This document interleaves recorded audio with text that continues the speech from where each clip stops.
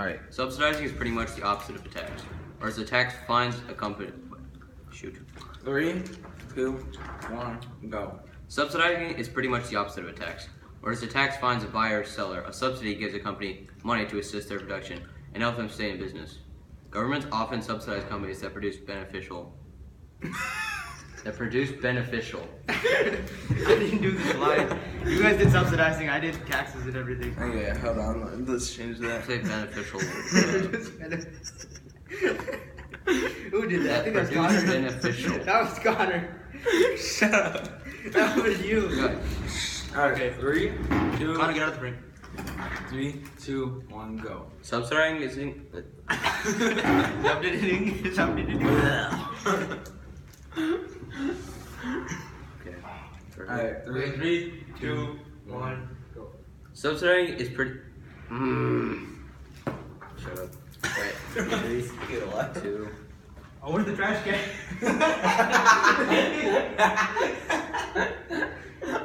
3, 2, 1, go. Subsidizing is pretty much the opposite of a tax. Whereas a tax fines a buyer or seller, a subsidy gives a company money to assist their production and help them stay in business. Can't be governments. Trash! Shut up.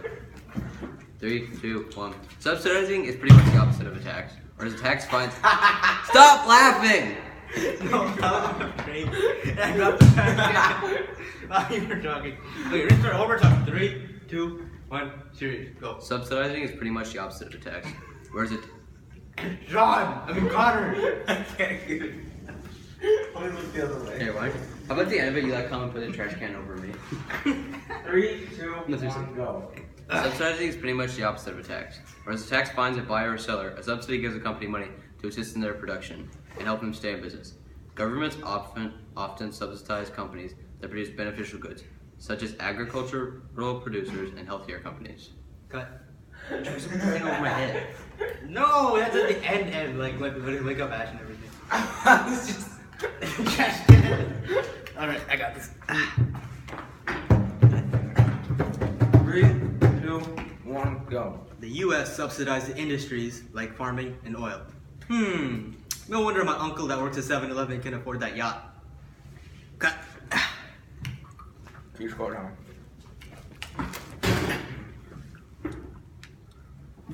Jesus. That's a lot of lines. Alright, okay. 3, 2, Go up. 1. Oh. Okay. Okay, 3, 2, 1, go.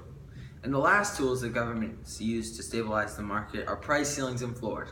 A price floor is when the government sets a minimum price that a good can be bought at. Price floors are used to help protect producers and guarantee them sufficient revenue. A price ceiling sets the maximum price a good can be sold at. The government uses these to fight monopolies and to protect consumers from greedy corporations. Cut. Sean, Pretty good. now we're cooking. Alright. Okay, we're on a roll. Don't break it up now. 3, 2, 1. Now that you know all about the. Why'd you go in the back of the frame? I'm sorry. We were on a roll. Come on. He's stupid. Get out of the frame. Okay. Put it in the trash can over there. 3, 2, 1. Put your hand down. 3, 2, 1, go. Now that you know all about the tactics the government can use to regulate the market, we're going to talk about the arguments for and against government intervention in the economy. Cut. It should be me, but Connor, you can go again. What? Why? Okay, it's your line. 3, 2, 1, go.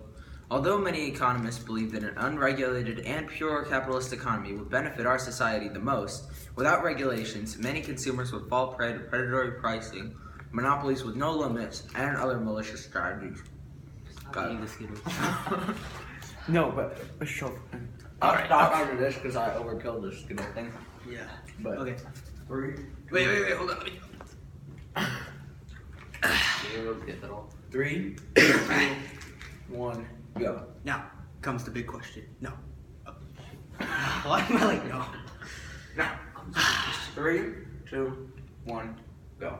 Now comes the big question. No, it's not whether or not Dr. Kane is a closet Trump supporter. It's actually whether or not government intervention is a good or bad thing. Those in opposition to government intervention raise important points, which I'll leave to Sean Connor. Sean Connor. Sean and Connor. Sorry. Cut. Keep that. Yeah, we're gonna keep that. Okay. Go. So my turn or Connor's turn? It's Connor's turn. Connor, you have so many goddamn lines. Why do you put? Trying to be a star. Okay.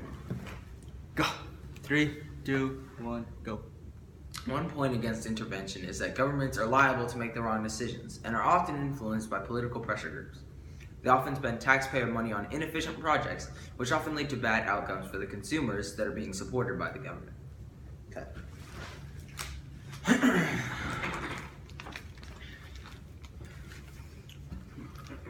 3, 2, 1, go.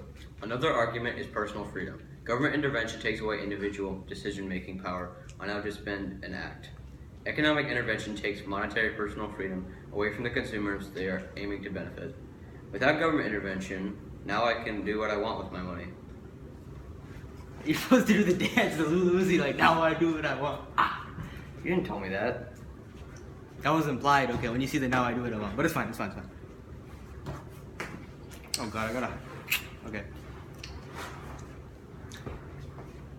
We have only 3, half an hour left. 2, 1, go. When governments regulate price markets, such as with price ceilings or floors, they also create inefficiency in the form of deadweight loss. Any deviation from the equilibrium market price, and we get deadweight loss. The higher the tax or the price floor, the more loss is created. Got it. Okay. Pretty good. Am I up? Connor, you have long line. Okay. 3, lights, camera, action. State-owned industries often lack any profit incentive and so tend to be. I'm gonna start that. Let's over. start there. Lights, camera, action. State-owned Lights, This kid. camera, action. State-owned industries often lack any profit incentive and so tend to be run inefficiently. Privatizing state-owned industries can lead to substantial efficiency savings, meaning that private companies can efficiently create better products and have more incentive to perform and invent those new products. Okay. Guys, I have an idea. How about the end of the video? Instead of like taking off my hat, We're getting close. So I take it off and I throw it at the camera and then it cuts to black. You cut what? I mean, you throw what? I throw my hat at the camera and then it cuts to black. Have you Yes. played my phone? Link up action and throw the thing in.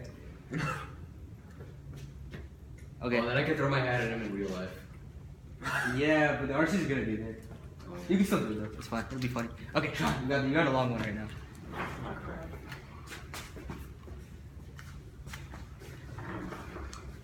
3, lights, camera, 2, 1, action, go. Government intervention also may cause problems. Okay, start again. 3, 2, 1, go. Government intervention also may cause more problems than it solves. For example, state support of the industries may. 3, 2, 1, go. Government intervention also may cause more problems than it solves. For example, state support of industries may encourage the survival of inefficient firms. If governments bail out banks, it may create moral hazard where in the future banks have less incentive to avoid bankruptcy because they expect a government bailout. That's good. Cut. You're up next. Alright. 3, 2, 1, go. Now, let's jump over to some arguments of those in support of government intervention. Okay. Who's next? Me. Connor. You got a long one. 3, 2, 1, go. Supporters argue that government intervention. Okay, restart. What are you doing? Why are you here? 3, 2, 3, 1. 1, go. Supporters argue that government intervention brings about greater equality through taxes and the redistribution of income to those who need it more than others.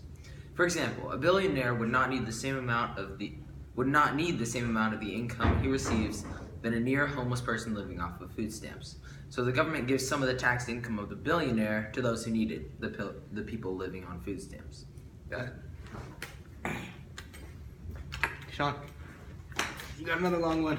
You guys made these really long. Because it can't be broken up. Yo. Jesus. Let's finish this first. 3, 2, 1, go. Another reason is that governments also help the economy avoid market failure and bail out markets when it does occur. Markets also under or overproduce goods, inaccurately measuring demand and creating unwanted surplus. So government regulation can reduce that inefficiency. Cut. Do you mean to scroll down for you? No. Huh? No, that's true. Never mind. We still have one more scene maybe. How many pages do we have left? We just have a little bit left. So can someone do a 3, 2, 1? 3, 2, 1, action. The government also regulates drugs and food that, if not properly regulated, could potentially cause harms to consumers and even result in death. Maybe even R.I.P. El Chapo. Cut. Okay, Connor, you're next. What's R&P El Chapo? You don't know who El Chapo is? He's like a drug Mexican dealer. drug dealer. Are you ready? Overall, the government does its best to assist us, and one of the ways it does that is through economic intervention in the market. Good. Sean?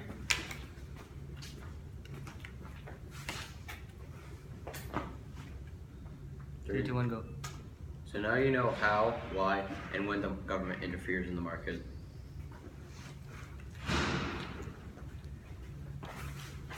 Three, two, one, go.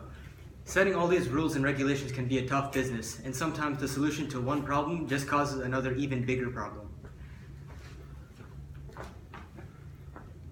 You spelled my name wrong. Nope. Go. But without government intervention, No, it's a lot better. And it's been over 11 minutes too. Okay, let's stop it.